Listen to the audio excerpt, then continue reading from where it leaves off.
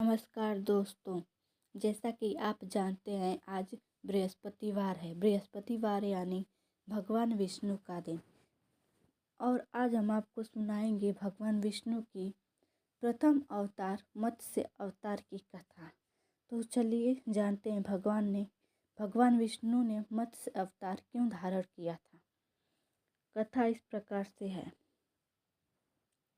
मत्स्य अवतार भगवान विष्णु के प्रथम अवतार है। मछली के रूप में अवतार लेकर भगवान विष्णु ने एक ऋषि को सब प्रकार के जीव जंतु एकत्रित करने के लिए कहा और पृथ्वी जब जल में डूब रही थी तब मत्स्य अवतार में भगवान विष्णु ने उस ऋषि की नाव की रक्षा की। इसके पश्चात ब्रह्मा ने पुनः जीवन का निर्माण किया। एक दूसरी मान्यता के अनुसार एक राक्षस ने जब वेदों को चुरा कर सागर की अथाह गहराई में छुपा दिया तब भगवान विष्णु ने मत्स्य रूप धारण करके वेदों को प्राप्त किया और उन्हें पुनः स्थापित किया। मत्स्य अवतार की कथा इस प्रकार से है। एक बार ब्रह्मा जी की असावधानी के कारण एक बहुत बड़े दैत्य ने वेदों को चुरा लिया और उस दैत्य का नाम हैग्रीव था। वेदों को चुरा लिए जाने के कारण ज्ञान लुप्त हो गया। चारों ओर अज्ञानता और अंधकार फैल गया और पाप तथा धर्म का बोलबाला हो गया। भगवान विष्णु ने धर्म की रक्षा के लिए मत्स्य रूप धारण करके हैग्रीव का वध किया और वेदों की रक्षा की।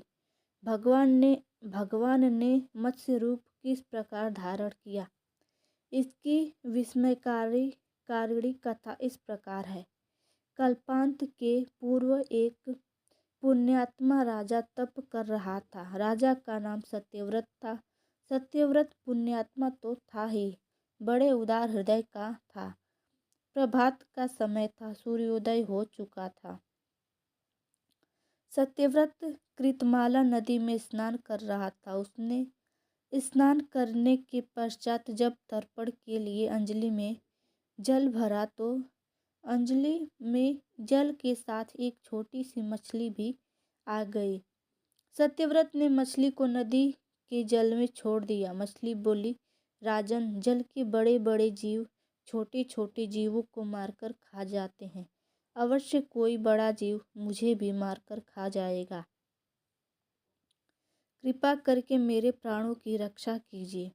सत्यव्रत के हृदय में दया उत्पन्न हो गई। उसने मछली को जल से भरे हुए अपने कमंडलू में डाल दिया। तभी एक आश्चर्यजनक घटना घटी। एक रात में मछली का शरीर इतना बढ़ गया कि कमंडलू उसके रहने के लिए छोटा पड़ने लगा।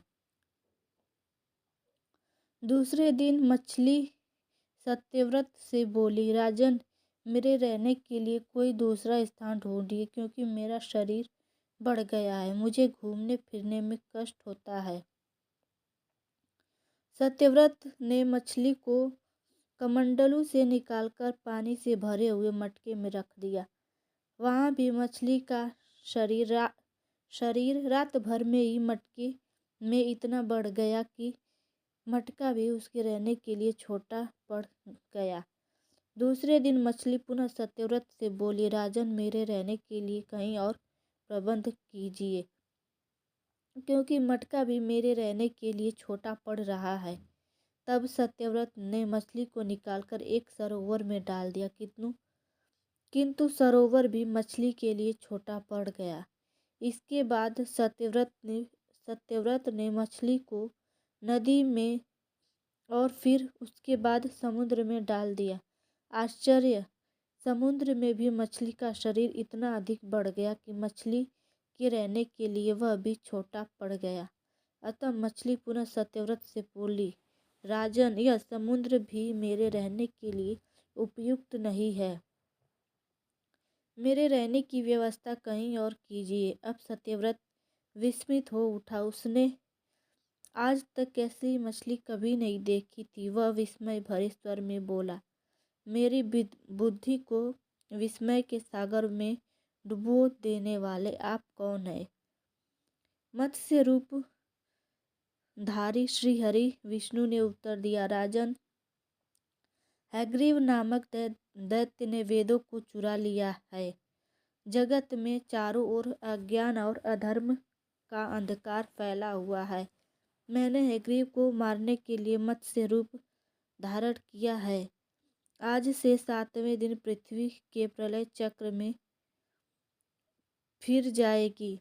समुद्र उमड़ उठेगा, भयानक वृष्टि होगी, सारी पृथ्वी पानी में डूब जाएगी। जल के अतिरिक्त कहीं कुछ भी दृष्टिगोचर नहीं होगा। आपके पास एक नाव पहुंचेगी। आप सभी अनाजों और औषधियों के बीजों को लेकर सप्तऋषियों के साथ नाव में बैठ जाइएगा। मैं उसी समय आपको पुनः दिखाई पड़ूंगा और आपको आत्मतत्व का ज्ञान प्राप्त करूंगा। सत्यव्रत उसी दिन से हरि का स्मरण करते हुए प्रलय की प्रतीक्षा करने लगा। 7वें दिन प्रलय का दृश्य उपस्थित हो उठा। समुद्र भी उमड़कर अपनी सीमाओं से बाहर बहने लगा। भयानक वृष्टि होने लगी। थोड़ी देर में सारी पृथ्वी पर जल ही जल हो गया। संपूर्ण पृथ्वी जल में समा गई। उसी समय एक नाव दिखाई पड़ी। सत्यव्रत सप्तऋषियों के साथ उस नाव पर बैठ गए। उन्होंने नाव के ऊपर संपूर्ण अनाजों और औषधियों के बीज भी भर लिए। नाव प्रलय के सागर में तैरने लगी। प्रलय के उस सागर में नाव के अतिरिक्त कहीं भी कुछ भी नहीं दिखाई दे रहा था। सहसा मत्स्य रूपी भगवान प्रलय के सागर में दिखाई पड़े। सत्यव्रत और सप्तऋषिगण मत्स्य रूपी भगवान की प्रार्थना करने लगे। भगवान से आत्मज्ञान पाकर सत्यव्रत का जीवन धन्य हो उठा। वे जीते जी जीवन मुक्त हो गए। प्रलय का प्रकोप शांत होने पर मत्स्य रूपी भगवान ने हैग्रीव को मारकर उससे वेद छीन लिए। भगवान ने ब्रह्मा जी को पुनः वेद दे दिए। इस प्रकार भगवान ने मत्स्य रूप धारण करके वेदों का उद्धार तो किया ही, साथ ही संसार के प्राणियों का भी अमित कल्याण किया। भगवान विष्णु की जय।